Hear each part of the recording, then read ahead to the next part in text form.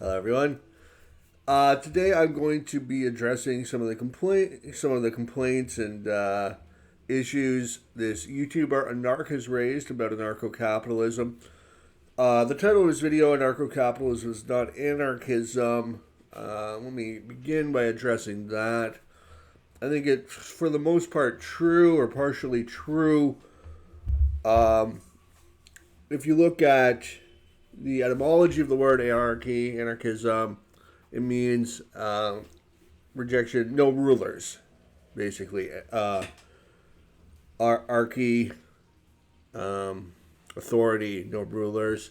So anarcho-capitalists are not really opposed to rulers, nor I would say actually are leftist anarchists. I mean, every man or woman is the ruler of their own home, right? But certainly we're not opposed to hierarchies in and of themselves. We're opposed to the state. So we break from libertarian socialists or leftist anarchists in that regard, in that they're opposed to the state, but they're also opposed to capitalism and private ownerships of the means of production and wage labor and all this other stuff that we're quite in favor of. So certainly, more to the point, this is a semantic issue. I don't find it to be an interesting question. I'm not going to waste a lot of time on it. Technically, we're probably more middle of the roaders on the Archy question, as Rothbard said. It would actually lead to a sort of hellish dystopia. And the reason why that I've chosen this topic here is because I'm sort of surprised the degree to which anarcho-capitalism, quote unquote, or American libertarianism, as it might sometimes be called, has entered the conversation about anarchism to such a... Can we talk about this guy's hairstyle for a second? Like, what is this? A reverse mullet? prolific degree. Marks in front for the fellas. Crew cut up top for the ladies. Or I guess I should say that I'm not surprised, because that's precisely what it was meant to do. It was meant to sort of obscure the conversation about anarchism. It was meant to inject an ideology which is directly, diametrically opposed to anarchism into the... Right, some conspiracy. The like 0.01% of the population that is libertarian socialism is so dangerous that nebulous forces had to invent an ideology to diffuse the power of the anarcho-syndicalist movement on society. Get a grip, pal. The conversation about Touch grass. anarchism. And the same was the attempt with the word libertarian. So it was an attempt... Actually, there's a point here in that Rothbard openly stated that they basically ripped off the libertarian socialists with the word libertarian, much as they ripped off the word liberal from us, classical liberals, aka libertarians. So, turnabout is fair play, commie. I think in a very conscious sense, you can even find one or two of its adherents saying as much to obscure... Here's the exact passage. One gratifying aspect of our rise to some prominence is that, for the first time in memory, we, our side, has captured a crucial word from the enemy. Other words, such as liberal, had originally been identified with laissez-faire libertarians, but had been captured by left-wing statists, forcing us in the 1940s to call ourselves the feebly true or classical liberals. Even the that's a good point, true liberal, classical liberal, it makes it sound outdated, you know? We got liberal 2.0 here with the welfare state and minimum wage laws. Come check us out. You don't need that old, dodgy liberalism. Libertarians, in contrast, have long been simply a polite word for left-wing anarchists. That is, for private property anarchists, either of the communist or syndicalist variety. But now we had taken it over. So, basically, yeah, he's right. We did that. sucks to suck. Steal these words away from the anarchist movement or the libertarian socialist movement and to claim them instead for hyper capitalism. Ooh, I like that phrase, hyper capitalism. I'm going to reappropriate that, comrade. So, just to begin with, let me note that anarcho capitalism is an economic system, essentially, where capitalism I mean, it's more than that. It's economic, political, sociological system. These things are all intertwined anyway. You can't really have an economic system without a political and sociological system. does everything in society. So anything that would have been contained in, say, a commons or the state would then instead be privatized. Everything would become owned. Yeah, basically.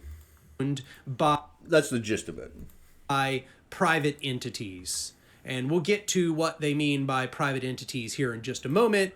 There's sort of some interesting questions about how do we desocialize? How do we get from the present mixed market status quo to the totally private economy? But he's essentially accurate. That's a good description of anarcho-capitalism. But the idea is that they claim to be anti-statist. So what they conceive anarchism as being is just no state. So they don't... Again, exactly it. Here I think it's useful to define the state. You could go with Weber's definition of the state as an organization with a monopoly on legitimate force.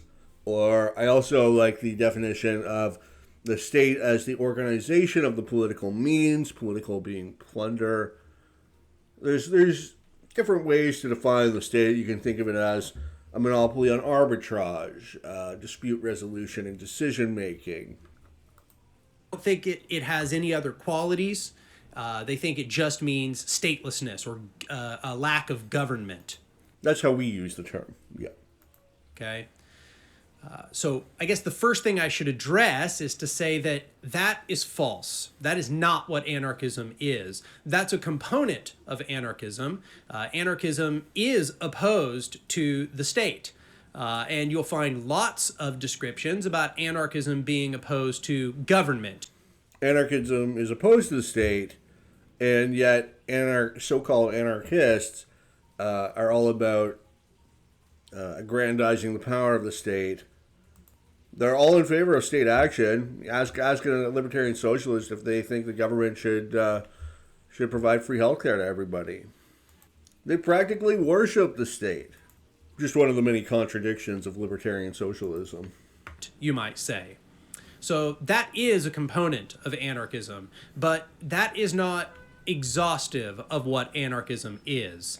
Anarchism, really more formally in a historic sense, is actually opposition to relations of domination. This is the way that you might... I like the way that Chomsky put it, Chomsky being a libertarian socialist. He said that it's not that there would be no rules of the road per se, but that every exercise of power or authority has to justify itself. Now, it's a pretty broad concept. Like, in general, the concepts of political discourse are very far from precise. I mean, to try to explain what liberal means or capitalism means, or any term you pick, they're used in highly varied and complex and often contradictory You should know, Bro's a professional linguist. ways, and anarchism is no exception. But I think if you try to find a sort of core themes running through anarchist thought and action, there are some. Basically, it seems to me one should think of anarchism as not a specific set of doctrines, but just a kind of a tendency in human thought and action, which tries to detect and discover structures of authority, domination, and hierarchy, and there are plenty of them, and challenge them, ask them to demonstrate their legitimacy. Note that by this definition of anarchy, anarcho capitalism seems a lot more within the anarchist family. I mean, sometimes hierarchy is obviously a good thing. Like if you were under brain surgery and the surgeon said, "Hand me the knife, nurse," and the nurse said, "Why? Why should you be in charge, brain surgeon doctor? Why don't I just operate on the guy?" So sometimes, yes, you should have one person in charge of others because they're a brain surgeon and they know how to do brain surgery. Recognizing that they are not self-justifying. They have a burden of justification. That's true all across the spectrum of human life. So I like this definition of anarchy, that it's not even a system so much as a way of challenging established power structures. Now, just to be fair, Chomsky is a very harsh critic of anarcho capitalism. I don't want to portray him as on my side or anything. Mostly I just like the way he explains anarchism. A lot of anarchist theory that characterized the foundational theory of anarchism, the opposition to domination, that is to say, of one group of individuals or one individual subjugating another, forcing another individual to be obedient to that dominating individual. Anarchism is in opposition to those sorts of relations. But does the employer-employee relationship really fall under that category? Because the employee is receiving compensation for their obedience to, or in order to do a series of tasks. And there are other methods of participating in a market economy. You've got freelance work. You can be a small business owner. Really, it seems that opposition to wage labor is just a form of discrimination against poor people who have nothing but their labor to offer in the market economy. Why should they not be able to participate? The main point is that the employer-employee relationship is voluntary. The employee can quit at any time, and that is the check against the relationship being exploitative or abusive. I mean, to describe that relationship as exploitative is to consider all forms of employment exploitative, which is so wide-reaching as to render the term meaningless. Really, everyone in society is being exploited? I think it's more useful to, I mean, even if that's true in some vague sense, it's more useful to look at the most egregious cases of exploitation. If somebody were forced to work in a factory against their consent, that would be exploitation, right? Or if somebody was lied to, they were told they were going to, go overseas and work in a factory and instead had to do something much worse, then that would be exploitation. But if it's a situation that you freely enter into every day, and then the common rebuttal is, oh, but you'll starve to death if you don't work, which again, not really true. I mean, you could work somewhere else. You could try to live off the land. You could beg. You could go to jail. I mean, yeah, we don't live in the Garden of Eden. You must do something in order to get your dinner. And that would be true of man on a desert island as well. So who's coercing him? Nature? God? The point is that your employer isn't coercing you by offering you employment. If there is coercion going on, again, it's by God or by nature. Now, if your employer was doing the coercion, if they pointed a gun at your head and said you had to work, then you would have a legitimate complaint. And as it developed forward, I would say that it kind of, it could be more properly stated as an opposition to all hierarchical And again, that complaint about workers starve isn't just because every other system has that problem as well. It's not like in anarcho socialism, people would be obliged to give you the fruits off their labor just because you existed. Power structures. That is to say, all of those structures that are constituted through human interaction and ownership and social principles such as law and the means of production, ownership over the means of production and the distribution of goods from those means of production, being controlled by a narrower and narrower group of people. That is to say, a process of centralization of power, centralization of decision making. That is what the anarchist opposes. The anarchist seeks to destroy hierarchical power structures and replace them with structures of mutuality and libertarianism. That is to say, distribution of power among the people, socialization of the means of production, the abolition of the rule of law, and its replacement with free agreement and mutual aid. The abolition of the rule of law? This guy's off his rockers. Not to mention, large-scale enterprise is the reason why we have such an awesome standard of living in the West.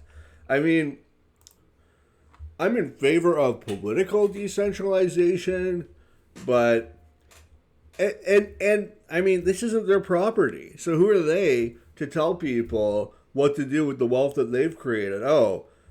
Sure, I'm in favor of somebody else giving me all their stuff. Like, well, duh, obviously that's great for you, but you didn't create it, so why are you dictating to somebody else what they have to do with their means of production?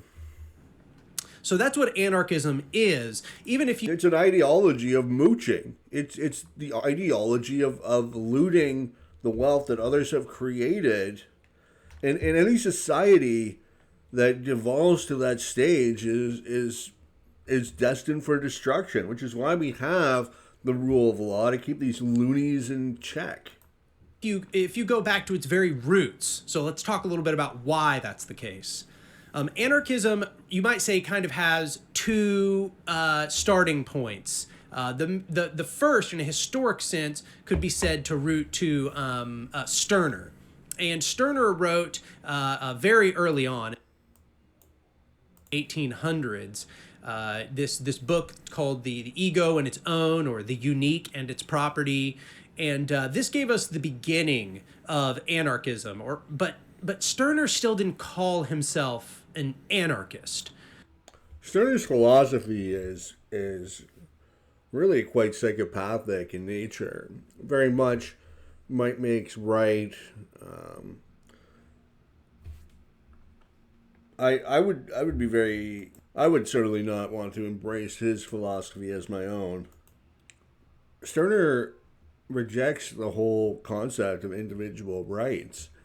And he rejects the state and private property because he's a nihilist. He doesn't believe in anything except his own power and doing whatever he wants to do. It's a psychopathic belief system. I often consider Stirner to be an anarchist, but he wasn't the first person to call himself an anarchist. That came later with Joseph Pierre Proudhon.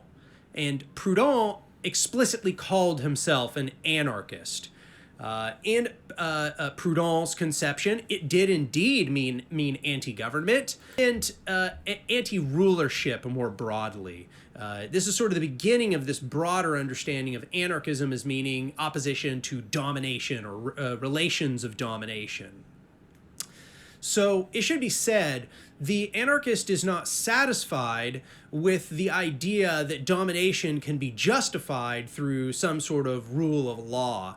That is to say, it's not okay that domination does not become okay. Hierarchical power does not, because there is some rule or stipulation which says that it's okay. That is not considered a consensual interaction. Insofar as that two people cannot enter into some agreement freely of their own consent, And insofar as that there are some sort of external pressures of coercion that are involved, the anarchist says that Like hunger?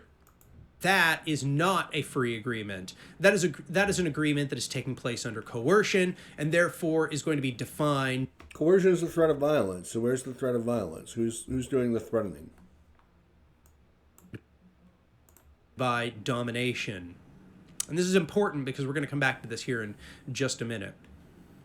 So both Stirner and Proudhon, who might be said to be kind of our two originating points, both opposed capitalism vehemently. They recognized that private property was a form of oppression and was a structure of domination. Nothing could be further from the truth. Private property is perhaps the most important institution in human history.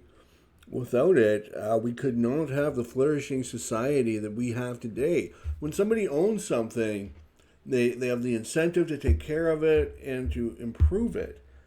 And why, if a man were to take a area of wilderness, to clear it of trees, and to plant crops, and to transform it into a farm, why should he not be able to own this property?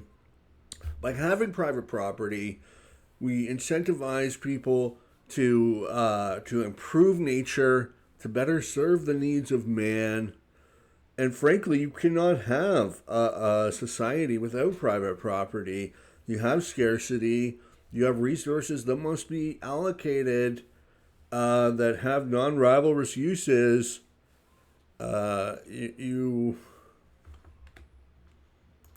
rather, rivalrous goods. I mean, even as far back as Aristotle, observers noticed that land which was owned privately was more productive than that which was held in common. Because if I own my own little plot of land, then I have incentive to expend my effort to improve that land. Now, take, for example, Plymouth Rock, where they landed and they had a sort of communism set up, and they starved. They were starving because not enough food was being produced. But when they turned to private property and allowed people to cultivate their own land for their own consumption, their family's consumption, then that problem was solved. So when you have private property, the owners have more incentive to take care of that property and improve it. Much in the same way that the state was a structure of domination. And back then, there would have been also a significant emphasis on religious hierarchy. The difference with the state is that the state engages in aggression. The state uses coercion, that is the threat of violence, against innocents in order to get their revenue. That's why the state is evil. Whereas with private property, there is no aggression. It's true you might have to use force to keep out trespassers or thieves, but that would be a defensive force. The power of the clergy and monarchies, because this would have been a lot more topical to the time that they were existing in, especially in the places that they were in, which is to say mostly in Europe. So this is kind of where it began, and then it only evolved more and more into a socialist and communist political and economic philosophy. I bring all of this up because anarcho capitalism has nothing to do with anything that I just said. Literally the only thing that it holds in common with anything I just said. So this is like 8 minutes of just a really boring, stupid semantic argument. I mean, there's more important things than quibbling over the definition of words. Is that it is anti-state. But it argues, and I would say in a highly fallacious sense, that exchanges under capitalism are voluntary. They are. That's the beauty of the system. It is nothing but a series of voluntary interactions the whole way through. And this is where this discussion we just had about insofar as there's some threat of violence or deprivation, that represents coercion. That deprivation? So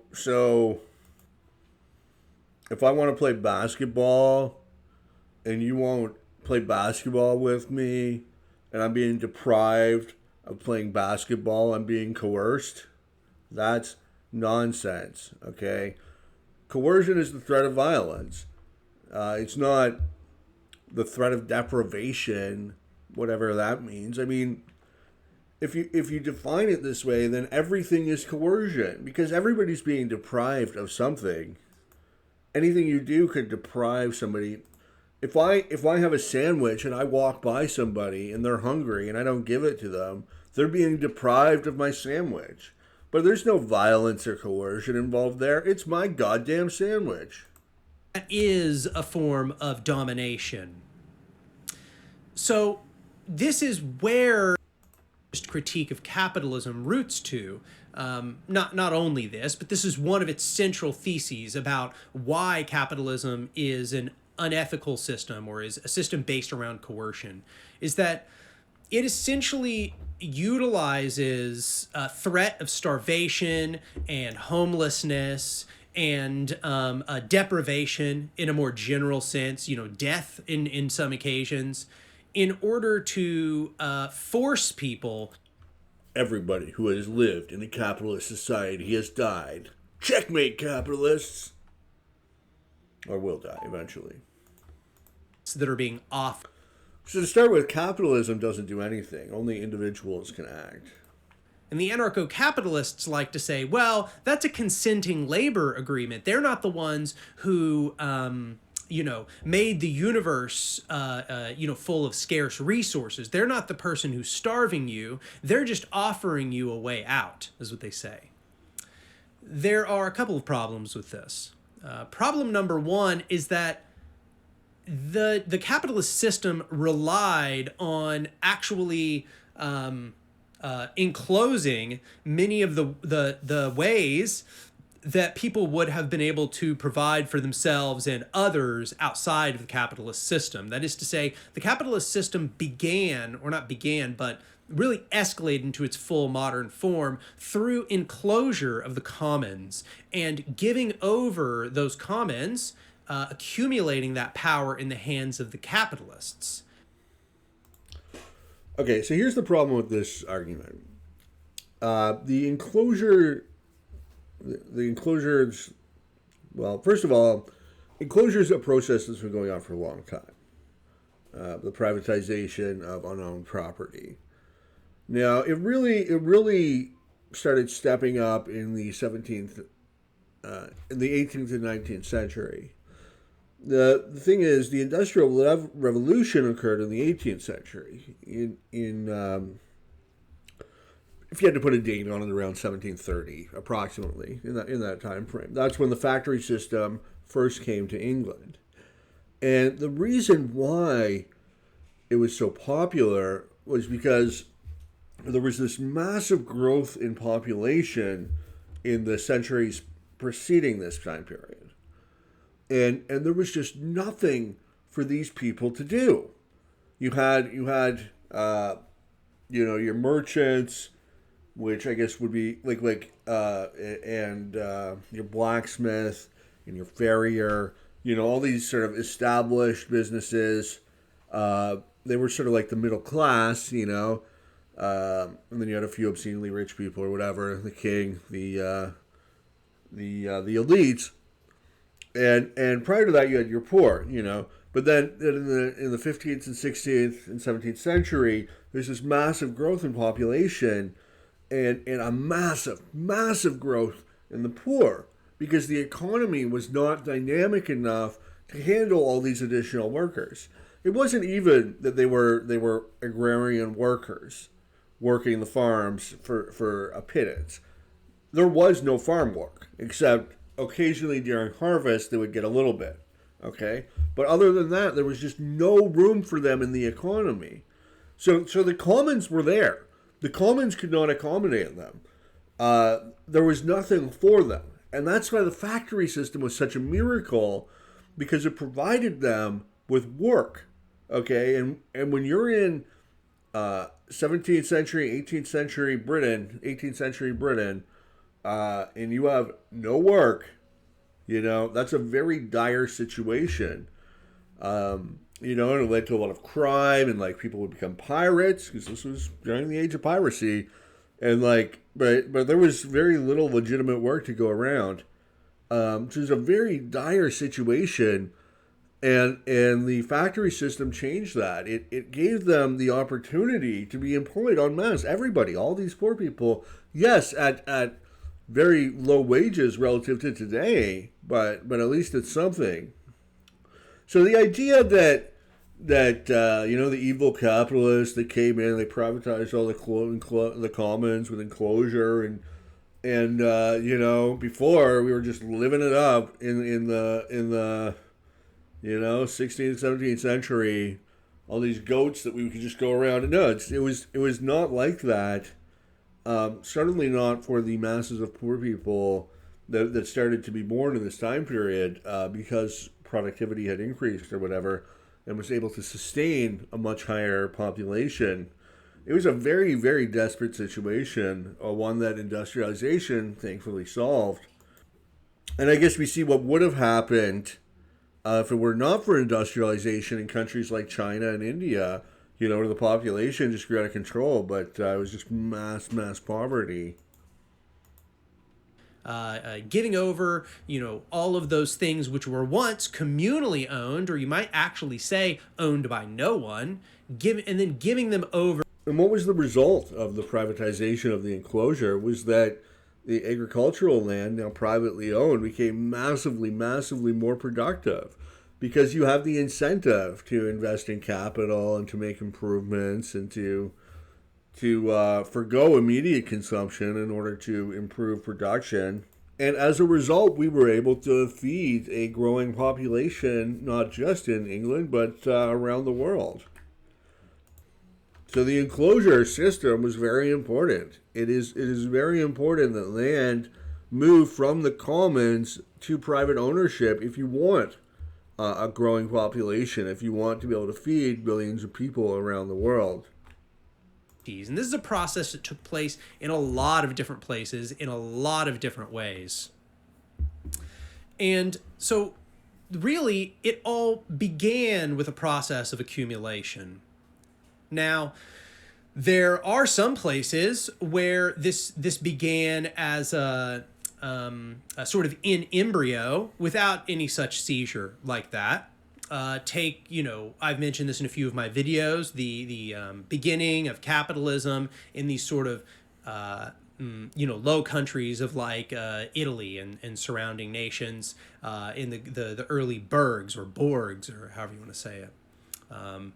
And this is true. This is partially where it arose. But what happened is, over time, the capitalist system sort of took over. It quantized all of the systems of domination, and it coordinated with the monarchist class. It coordinated with the states in order to make sure that it had absolute dominance and that the market took over everything.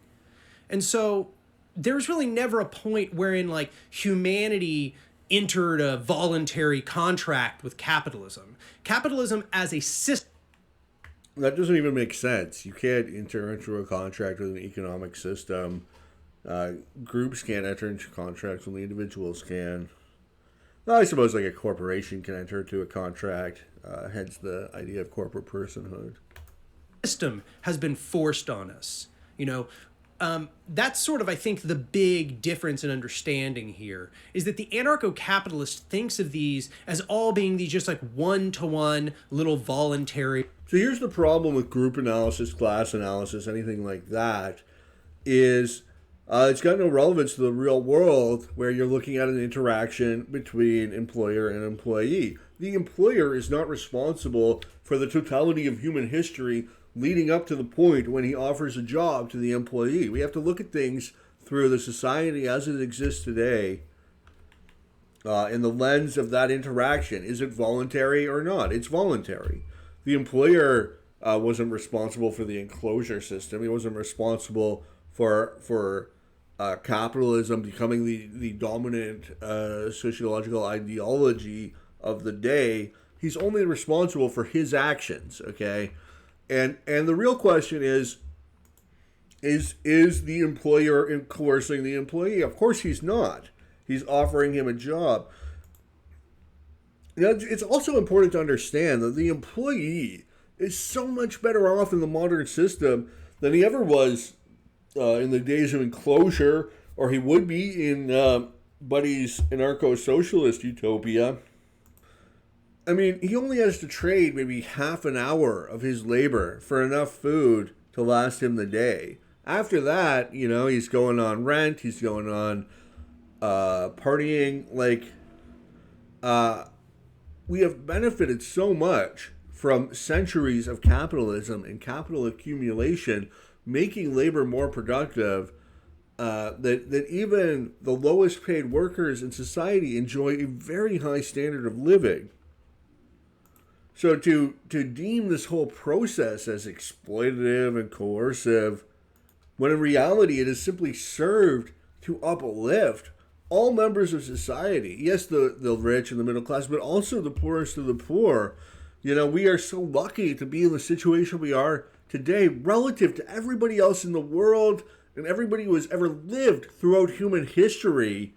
And yet he would deem this as if it were some negative thing. Relations between the laborer and the capitalist. And we'll get to why this is exploitative here in a moment.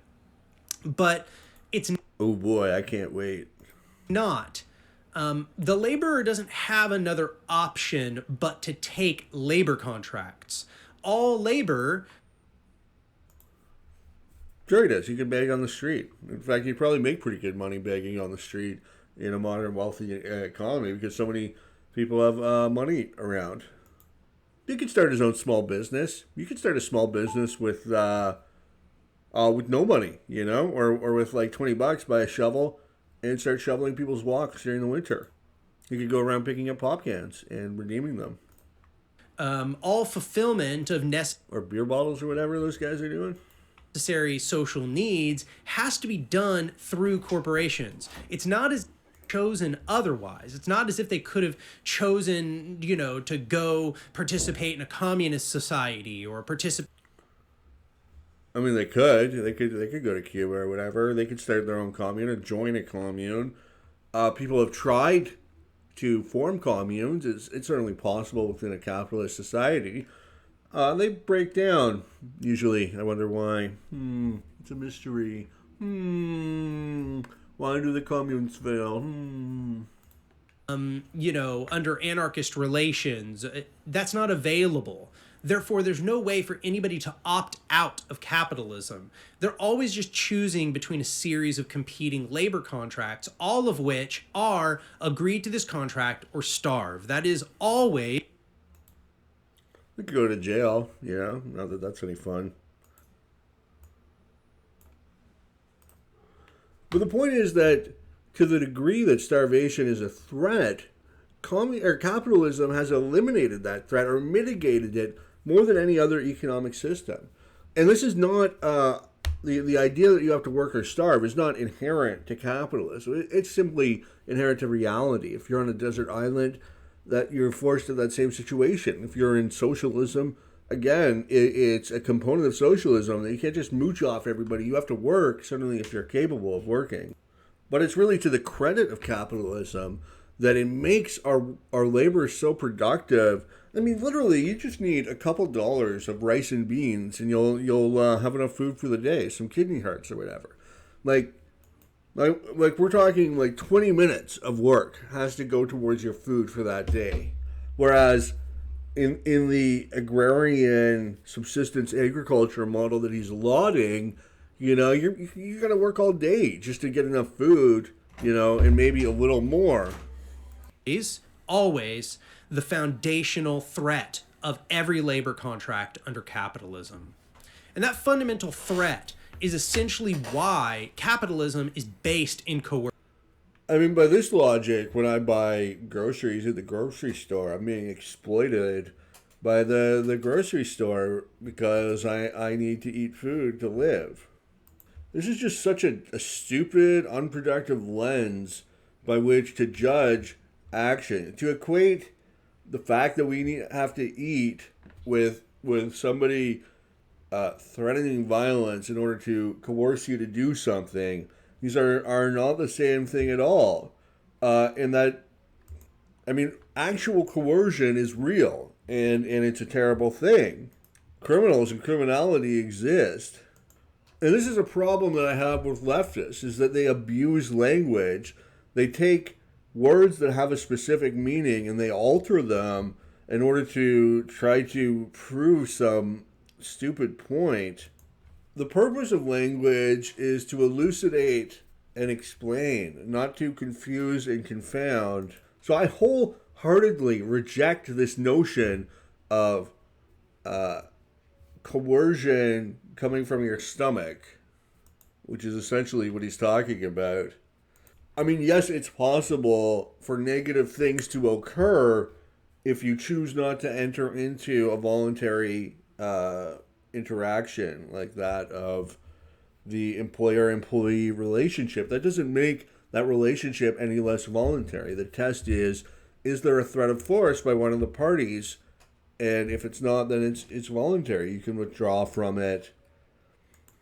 And really, if you believe what he's saying, which is that the employer or employers as a whole are all that's standing between the employee and death, then in reality the employers are even nobler than simply being in the form of a voluntary relationship, which is, positing that they're at least neutral and usually good, to they're now saving the life of this worker, so they should be celebrated for doing so. Inherently based in coercion, because there is not an alternative. There's no system by which we could simply opt out of capitalism and then go do something else. You could go live in the woods.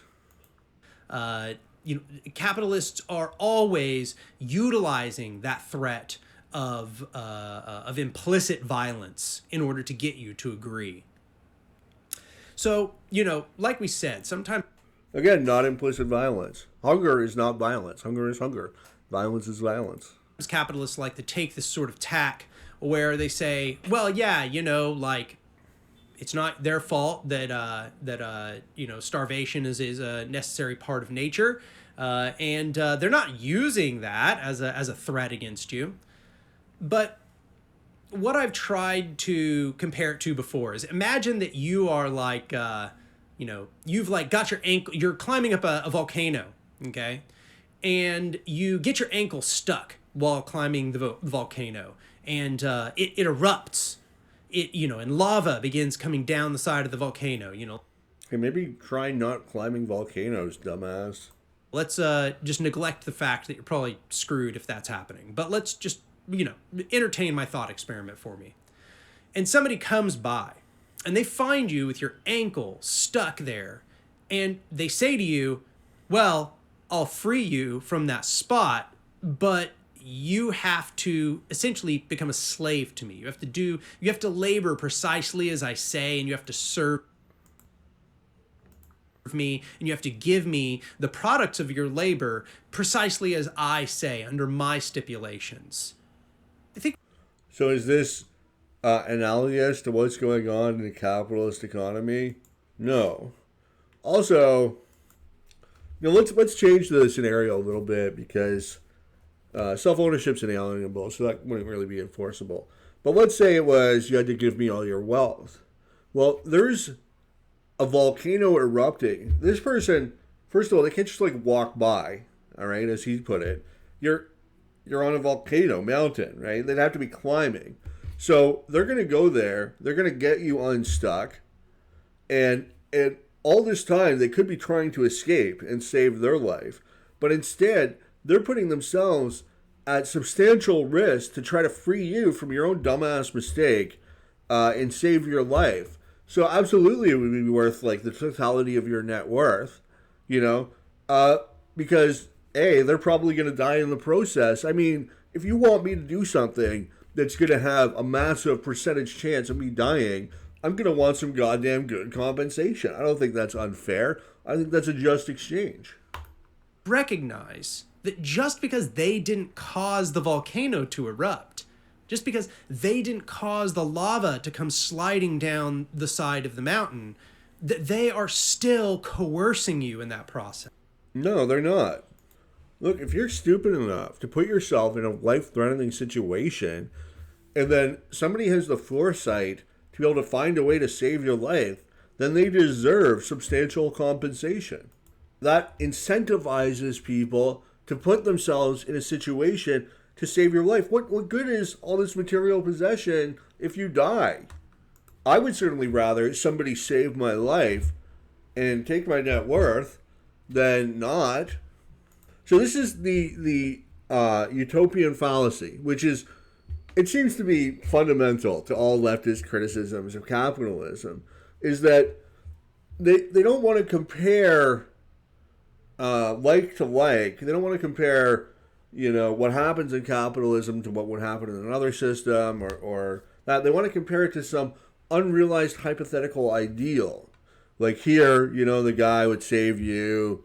You guys would hop in a helicopter, fly away, and everything would be perfect, and they wouldn't charge you anything, But how can you say the guy that's saving your life, rescuing you from the lava on the mountain, is somehow hurting you compared to, say, somebody who spent the whole time, just doing nothing 100 kilometers away? So any price charged on the open market is a fair price. If you want this guy to risk dying in the lava storm, you should expect to pay through their nose for it. They're using this natural threat in order to get you to agree to something you would never agree to freely. But you are agreeing to it freely. Yeah, certain conditions can make people desperate. But if you prohibit that, then all that's going to happen is that the guy's not going to risk his life to save you. He's just going to try to get to safety himself and leave you there. There's nothing wrong with that. That's a perfectly fine action. I mean, especially considering his life is in danger. So at least he's presenting you with the choice. And in the future, maybe don't go climbing geologically active volcanoes. Just a little pro tip. Fundamental relation in capitalism. That's what's always taking place. They are always fundamentally exploiting that you have no alternative other than to starve. AKA, they are saving you from starvation. 3 cheers for the capitalist class. So, that's a little bit of why it is inherently coercive. And this is why... Note the framing. It is coercive. Coercion is an act. Only an individual can act. So who's doing the coercion? Nobody. It's not coercive. That their conception of a non-aggression principle at the heart of anarcho capitalism is a falsehood. It's a lie. It's made up. Because fundamentally, that is an act of aggression. Capitalism is... What is an act of aggression? Offering you a job? Offering you a job is an act of aggression? These guys spend too much time on anti-work. It's an act of aggression. Okay? And so some people might be listening to this and... That's the stupidest thing I've ever heard. By that logic, everything is an act of aggression. Or every offer to exchange, to trade. These guys are ridiculous. Saying, well, what's the alternative? How else can you do it? And the answer is you don't have to have businesses and the factories and the means of production owned by private entities. AKA individuals.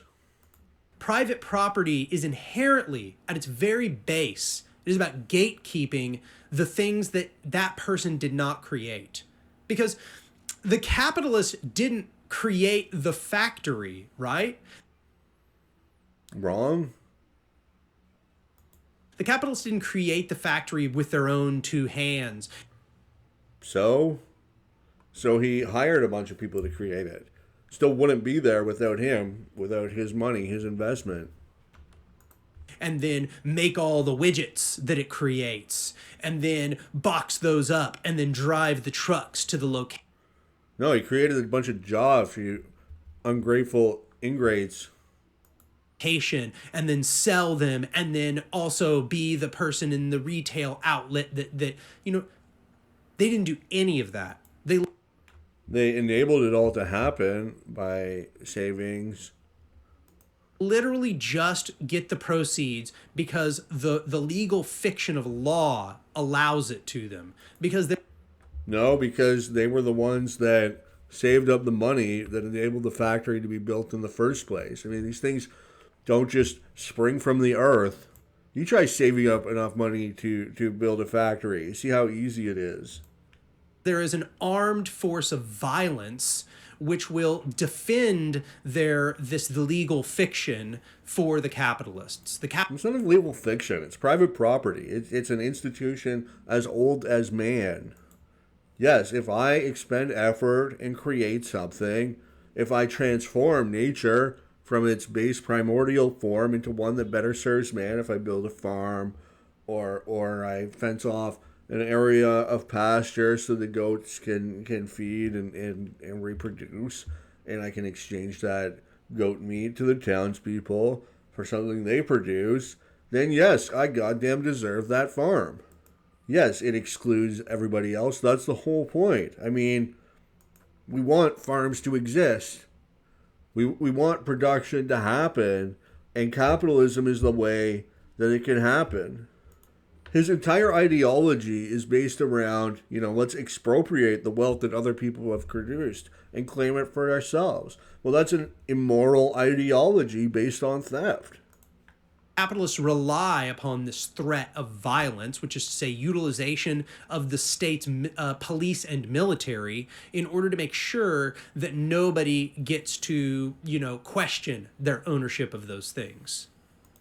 You can question it all you want. We live in a free society. Just don't try stealing.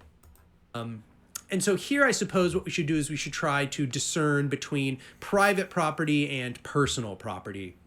I'll save you the trouble. Personal property is when anarcho-socialists realize that private property is important, so they smuggle the definition back in by saying it's personal property, which is just private property that they approve of. These often get really mixed up in this conversation, and this is because anarcho-capitalists or American libertarians try to mix up these terms. But personal property... No, it's because this is more nonsense, leftist, abusive language. Is that which you immediately use and apprehend. Okay? Private... So if I steal your car, is it now my personal property? Because I'm using it and apprehending it. Whatever the fuck apprehending means. Property is that which you own simply by claim. And that claim could... The fuck are you talking about? I mean, any sort of ownership involves a claim. That would include all personal property, that you own it by claim. Could be done in a bunch of different ways, but it always boils down to that claim is enforced through threat of violence. So... That's true. It's just not a bad thing. So, for example, your toothbrush, that's personal property. You own that because you use it. What about when you're not using it? If you're out to work and I'm your roommate, can I just use your personal property? You're not using it. I pick it up. I'm using it. I'm apprehending it. Now it's my toothbrush. Your home, that's personal property. You own that because you use it. What if it's a vacation home? What if it's a mansion? But a factory, you don't run the factory by yourself. So if we can't own factories, then who's ever going to build one? Certainly none of you call me dipshits. The factory has to be run by, dozens of people, all of them with particular tasks at hand that they know how to do. And the factory wouldn't run without them. Therefore, that factory can't be your personal property. Run the factory alone. You do not use the factory alone. And where something is used by multiple people, then that becomes all of their personal property in this sense. And this is what I'm explaining here is an understanding you might call usufruct, which is that property should be owned by those who use it. So this gives this gives us the understanding of why in socialist and communist anarchist theory that we want to socialize the means of production. We're trying to eliminate this arbitrary claim over. I mean, if this was the way that society was organized, then the go-getters, the entrepreneurs in society would simply never involve business beyond that of a single owner operator. We'd cripple production. We'd still have like a market economy, just a vastly inferior one where everybody was poor. These guys really have not thought their ideas out. And it would still be a market economy. I mean, it would still be capitalism, except everybody would be so much poorer. Is only enforced through violence under capitalism, and we are instead trying to create an organic understanding of ownership which takes into account where everything came from and regards that the products of people's labor, that all of the things around us that we own are the products of people's labor. So this takes us to the next step of complication here, and that is everything we do affects other people, right? So the house that I live in, yes, indeed, I may be the one that lives in it, and it is my personal property by that measure, but I probably didn't build it by myself. There was probably a lot of people that built it. And the same thing with the factory. And the same thing with those widgets that the factory makes. Probably somebody came up with the idea for how those widgets actually work and the process that factory uses. And, this is true for most things in society. So this leads us through socialism and into communism, that is to say, social ownership. Everybody is part of a social fabric wherein they are contributing to all of the things in society. So I only bring this up to help understand what the anarchist perspective on these things is. This is how the anarchist views these things. Problem is, every attempt to get to communism has failed because it denies human nature and leads to the immiseration of society. Anarcho Capitalist essentially says it's okay for you to own anything so long as that it is your private property. And Correct. How is private property, defined? Private property is basically just defined as that which you have gotten through voluntary exchange. But as we've discussed, there is no such created thing as voluntary exchange. Yes, there is. Under capitalism. Capitalism relies upon a coercion at its very base. But why is that under capitalism? That would be under any economic system. There would be no such thing as voluntary exchange because the hunger exists in any economic system.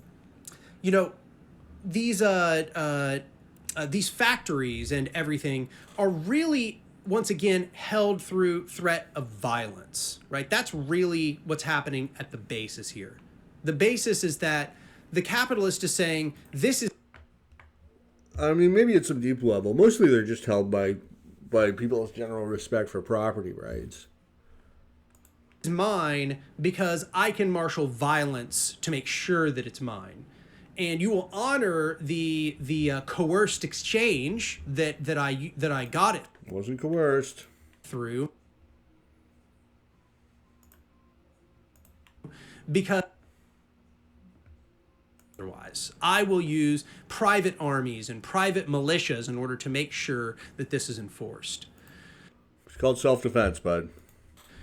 That gets us sort of this next part. Let's talk about why. I'm going to have to cut the video off here because my Wi-Fi is acting up. Anyway, I don't think he's going to say anything interesting. The whole thing has just been complete nonsense. And that's the essence of libertarian socialism.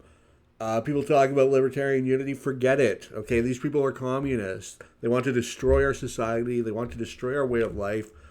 And the whole system would collapse because they haven't attempted to solve the calculation problem. So let's say the workers seize the means of production. How are they going to know what to produce absent a market? Absent a market, what are they even going to do with the products they do produce? I mean, communism is a utopian pipe dream. And, capitalism is a voluntary interaction. It is a system based upon consent, based upon voluntary interactions between individuals and organizations. And there's a reason why it's been adopted by all the most successful nations in the world, is because capitalism works, communism doesn't. Every attempt to achieve socialism has resulted in the destruction of society because it's completely antithetical to human nature, to the fact that people want to improve their condition in life. Capitalism embraces that understanding of human nature and channels it towards service to the community. If you want to prosper in a capitalist society, you must produce what other people want to consume, or you must provide a useful service or good to the market economy. So is there a cogent critique of capitalism in this video? I certainly did not see one. Anarcho-socialism, anarcho-syndicalism, these are absurd pipe dreams that simply would not function if they were ever implemented in society. And really, this is just an ideology of envy and greed. They see that people are rich and prosperous, and they want what they have and think that they're justified in using force to take it, when in reality, that is savage behavior, that is anti-society, anti-humanity. This is a very disturbing and dangerous ideology, and thankfully, it is one that that has never had any real influence over the course of human events.